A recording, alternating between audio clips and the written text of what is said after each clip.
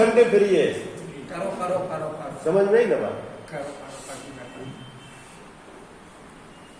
कोई पूछे महाराज कब आ जाओ, कौन से टाइम पे, जब चाहो तब आ जाओ, हम तो 24 घंटे फ्री है। फ्री है, बात सही है? कैसे 24 घंटे फ्री है? क्योंकि मुनिराजों का जीवन तो ऐसा होता है भैया, एक तो तुम हमारे पास आना ही नहीं, और आ जाओ तो मिलने की कोई गारंटी नहीं। समझ गए ना बात? एक तो आना नहीं, किसी लौकिक प्रयोजन से आना नहीं, किसी धर्म प्रयोजन से आना हो, कुछ तत्व चर्चा करना हो है तो आ भी जाना, पर मिलने की कोई गारंटी नहीं।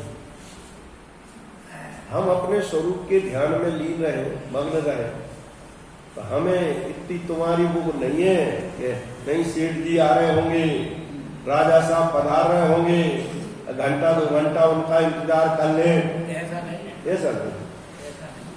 और आप आ भी जाओ और बैठ भी जाओ, और हमें हमारे स्वरूप की कुमारी चल रही हो और उपयोग निकल के बाहर आवे ही ना, तो नहीं आवे तो नहीं आवे, चले जाना उनके घर। और आ भी जावे, आंख खोल के देख लें, लेकिन कुमारी जब ज्यादा चली रहती है ना, तो फिर लौट के चितंदर में चला जाता है। इसी से बात करने का विकल्प ही, इसलिए मुनिराजों के कोई काम फिक्स होते ही नहीं, कोई समय फिक्स नहीं होता मुनिराजों का। लिखा है प्रवचन सार पढ़ना, हम तो पढ़ते नहीं है, सुनते नहीं, तो स्वरूप की खबर नहीं, ऐसा लिखा है। मुनिराजों को परद्रव्य संबंधी सूक्ष्म भी प्रतिबंध नहीं होता। ये जो शब्द है ये बहुत गंभीर है, बहुत गंभीर अर्थ को लिए हुए है ये सब। कोई परद्रव्य का सूक्ष्म प्रतिबंध भी नहीं होता। सूक्ष्म प्रतिबंध समझे? महाराज आधे घंटे उपदेश हो ही जाए, नहीं होगा तो होगा, विकल्प होगा तो वाणी निकल जाएगी, विकल्प नहीं होगा तो नहीं। कोई प्रतिबंध नहीं है। हम बंधे थोड़ी है किसी के, मुनिराज किसी के बंधे हैं? किसका बंधन है बोलो? अरे आहार लेने भी निकलते हैं तो अपनी प्रतिज्ञाओं के दम पे निकलते हैं, तुम्हारे हिसाब से नहीं निकलते, समाज के हिसाब से। समझ में है ना बात? गर्ज नहीं है, आहार मिले नहीं मिले उसकी गर्ज नहीं, इतनी स्वाधीन वृत्ति होती है, सिंह वृत्ति, इस अपेक्षा से इतना स्वाधीन पर कोई किसी का प्रतिबंध नहीं। ख्याल में नहीं होगा, इतने बजे से इतने बजे तक व्याख्यान है तो वो तो पहले ही प्रतिबंध हो गया, बंधन हो गया, घोषणा हो गई, डिक्लेयर हो गया। समझ में नहीं? प्रतिबंध ही हो गया पूरा। इतने बजे से इतने बजे तक ऐसा कार्यक्रम, इतने बजे से इतने बजे तक ऐसा कार्यक्रम, 24 घंटे का कार्यक्रम नक्की है पूरा। ये तो 24 घंटे के प्रतिबंध हो गया। आत्म साधना और आराधना कब होगी? समझ में ही ना बात? प्रतिबंधों में ही काल चला जाने वाला है। और विचार करो, मुनि दशा में ही जीव प्रतिबंधों से मुक्त नहीं होगा तो कब होगा? और तो इससे ऊंची कोई दशा जैन दर्शन में समझ में आई कि नहीं बात? हाँ, चौथे गुण स्थान में प्रतिबंध रह सकते हैं, निचली भूमिका है, घर गृहस्थी वाला जीव है, आजीविका भी चलाता है, राजपाट भी कर सकता है, जिम्मेवारियां भी हो सकती हैं, चक्रवर्ती भी हो सकता है, इंद्र भी हो सकता है, चौथे गुण स्थान वाला।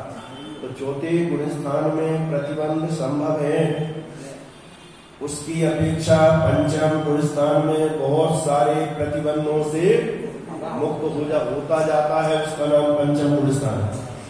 मुनि दशा तो आचार्य कहते हैं कोई प्रतिबंध ही नहीं होगा। वहाँ नहीं है। होता ही नहीं है। हर अंतर मुहूर्त में शुद्ध स्वभाव में रहती है। कैसा जीवन, कैसा जीवन। ये जो एक एक गाथाएं लिखी गई है ना, ये एक बार में एक गाथा लिखी नहीं गई। एक गाथा लिखते हैं उतने में तो कितनी बार शरीर के उपयोग दुख की, क्योंकि वो अंदर की हमारी छूटती है नहीं 24 घंटे। उसका कारण है कि 3 कसाय चौकड़ी के अभाव पूर्वक की शुद्धता, निरंतर बनी रहती है, पवित्रता निरंतर है, अप्रमत्त दशा, निष्प्रमाद दशा। अपन को ऐसा लगता है उन्हें आलस नहीं आता होगा, नींद नहीं आती होगी। अरे भाई साहब, 3 कसाय चौकड़ी संबंधी निद्रा का भी अभाव हो गया। निरंतर समझ में नहीं बात? जो 9 कसाय है ना, 9 कसाय, उनका भी अभाव हो गया। अप्रमत्त जीवन होता है मुनिराज का, प्रमादी जीवन नहीं होता। पर कसायों का अभाव होने से और कर्म के उदय का प्रवाह भी कोई अलग बहने लगता है। समझ में नहीं हुआ? कर्मों की धारा भी कोई अलग प्रकार का प्रवाह बहता है मुनिराजों के जीवन में। इसलिए प्रमाद होते ही नहीं, प्रमाद होते ही नहीं।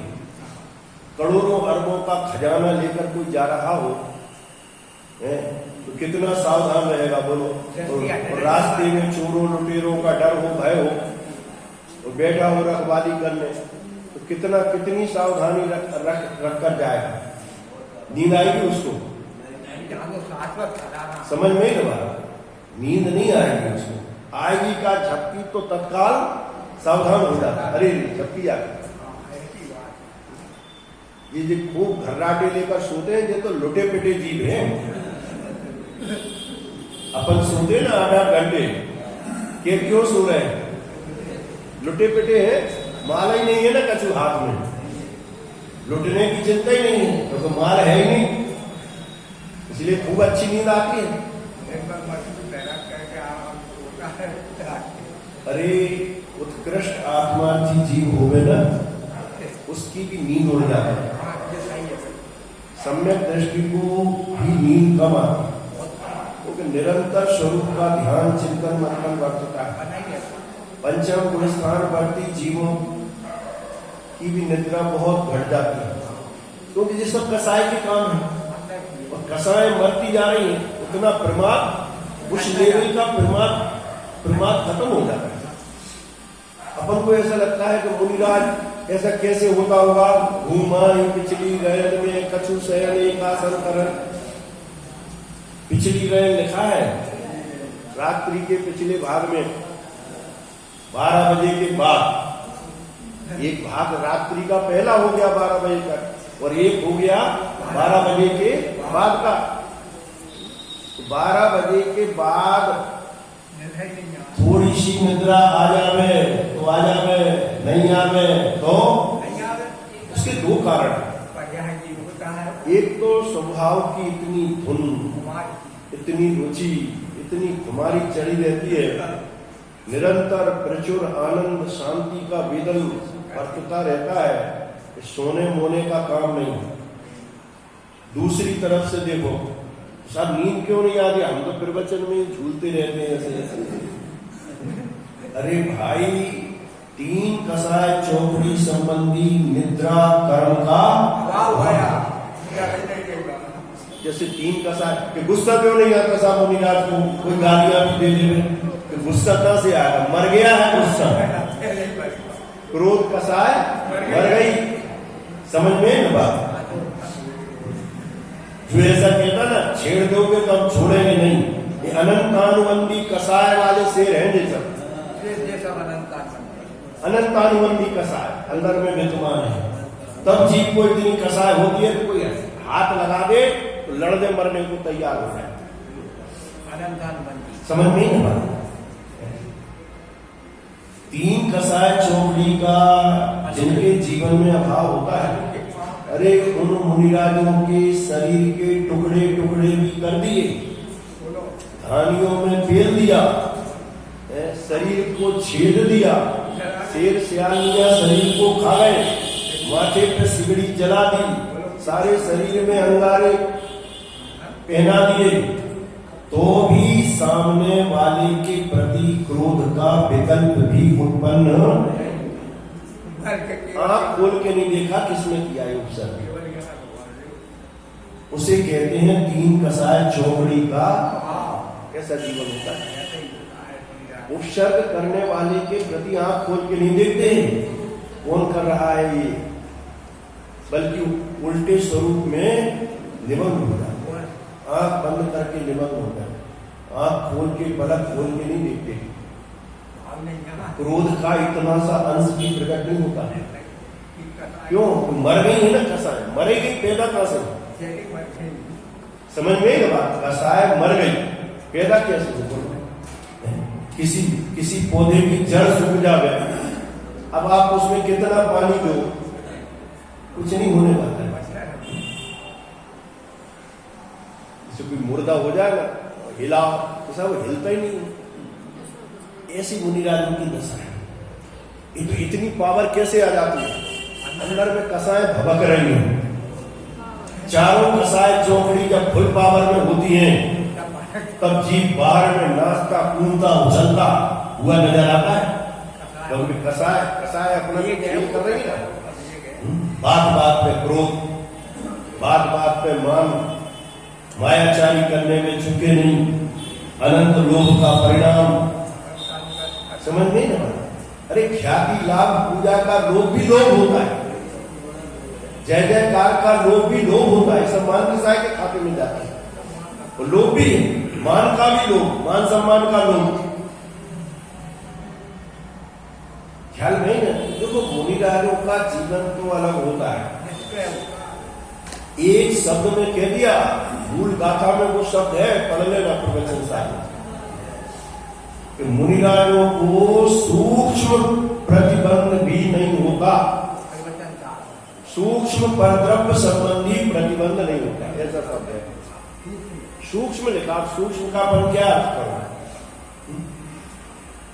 कोई कहे महाराज थोड़ा 2 मिनट खड़े रहना, नहीं। अरे महाराज राजा साहब आ रहे हैं, 2 मिनट रुक जाओ जरा। किसी का चक्रवर्ती भी आवे तो भी प्रतिबंध नहीं है। बोलो बंदे चक्री तथापि न मड़े मान जो, देह जाए पण माया खाए न रोम, लोभ नहीं छो प्रबल सिद्धि नी गान जो, अपूर्व अवसर ये वो क्या रे कैसी दशा होती है। समझ नहीं ना? चक्रवर्ती वंदना करने आवे और मुनिराज को पता पड़ जावे, ऐसा नहीं है अलर्ट बैठे हैं और आशीर्वाद देंगे इसकी कोई जरूरत भी नहीं समझते। ध्यान में मग्न है तो मग्न है बस। आए चक्रवर्ती बैठे और चले जा, मेरा 2 शब्द बोल देते, आशीर्वाद देते। ये बोले कौन? बोलने वाला तो मर गया, नहीं आई समझ बात। बोलने वाला तो मर गया माने अरे वे विकल्प ही नहीं है। किसको उपदेश देना और किसको आशीर्वाद देना, ये तो कोई मुनिराजों को आचार्यों को कोई राग का विकल्प रह गया। किन्हीं आचार्यों को मुनिराजों को, ये तो मुनिराज और आचार्य तो बहुत हुए, सबने थोड़ी ग्रंथों की रचना की। किन्हीं को थोड़ा अंदर में विशेष धर्मानुराग करुणा का परिणाम संजुलन कसाय संबंधी रह गया। उस संजुलन कसाय ने ये सब काम करवा दिए। ये समझ आचार्यों को जो संजुलन कसाय संबंधी विकल्प था ना, तो उसने ग्रंथों की रचना करवा दी। उसके बस होकर मुनिराजों को कभी कभी किसी भव्य जीव को संबोधन करने का विकल्प आ जाता है, नहीं तो प्रतिबंध नहीं है। कैसा जीवन होता हो, इतना सा भी प्रतिबंध ही नहीं।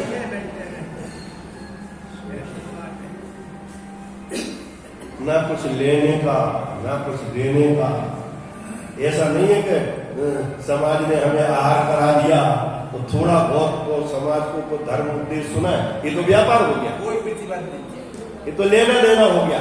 हम आपको भोजन देंगे, आप हमें उपदेश दो। अरे उनके घर का कोई काम नहीं है भैया। ये तो लेना देना हो गया, ऐसा लेना देना नहीं होगा।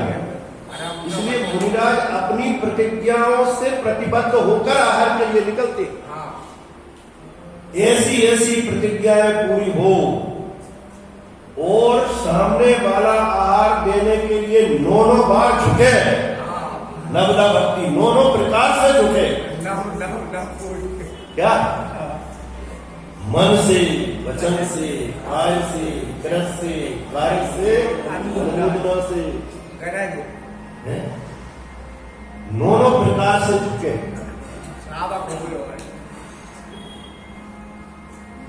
तब जाके आहार करने जाते हैं। श्रावक को अटकी है कि महाराज पधारे हमारे घर में, हमारा घर पवित्र हो जाए, हमारा जीवन पवित्र हो जाए। मुनिराजों को अटक नहीं है कि आहार मिलाई जाए, वो तो कोई प्रतिबंध का काम ही नहीं। ऐसा अलौकिक जीवन होता है। ये बात यहाँ कही है कि ये फायदा है।